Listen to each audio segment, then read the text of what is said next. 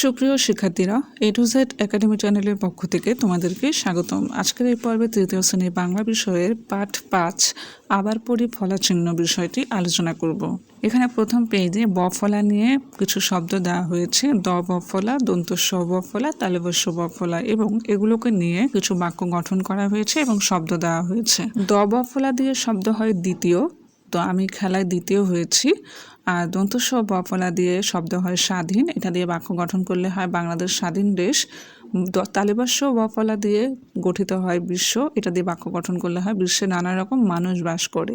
তো এরকম দ্বিতীয়, স্বাধীন, বিশ্ব এই তিনটা শব্দকে আমরা পড়ব আর লিখব, এরকম বারবার লিখে নিতে হবে। এরপরের ফলাটি হচ্ছে ম ফলা। দন্ত স এর সাথে যদি ম ফলা যোগ করো তাহলে শব্দটি দাঁড়ায় স্মরণ। তো এটা দিয়ে বাক্য গঠন করলে হয় আমরা শহীদদের স্মরণ করি। এরপর দ এর সাথে ম ফলা যোগ করলে হয় পদ্ম, এটা দিয়ে বাক্য গঠন করলে হবে দিঘির জলে পদ্ম ফুটেছে। আর ত এর মধ্যে ম ফলা অ্যাড করলে আত্মীয় হয়, আত্মীয় এসেছে বসতে দাও। তো এরকম স্মরণ, পদ্ম, আত্মীয় এই তিনটা শব্দ বারবার পড়ব এবং লিখব। এরপরের ফলাটি হচ্ছে জ ফলা।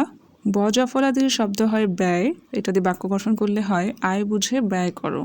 দন্তন্য জ ফলা দিয়ে শব্দ হয় ধন্যবাদ, এটা বাক্য গঠন হবে তোমাকে ধন্যবাদ। আর জ ফলা দিয়ে হয় সাহায্য, এটা দিয়ে বাক্য গঠন করলে হয় অপরকে সাহায্য করি।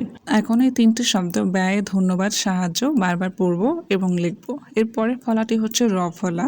গয়ের নিচে র ফলা যোগ করলে হবে গ্রহ, এটা দিয়ে বাক্য গঠন করলে দাঁড়ায় পৃথিবী একটি গ্রহ। এরপর পর ফ্ল্যাশ দিয়ে হয় প্রতিবেশী, এটা দিয়ে বাক্য গঠন করলে দাঁড়ায় প্রতিবেশীর সাথে মিলেমিশে থাকে। এরপর বড় ফলা দিয়ে হয় তীব্র, তীব্র শীত পড়েছে। তো এই তিনটা শব্দ বারবার লিখব এবং পড়ব। এই ছিল আজকের পর্ব। পরবর্তী ভিডিওগুলো পেতে আমার চ্যানেলটি সাবস্ক্রাইব করুন। ধন্যবাদ।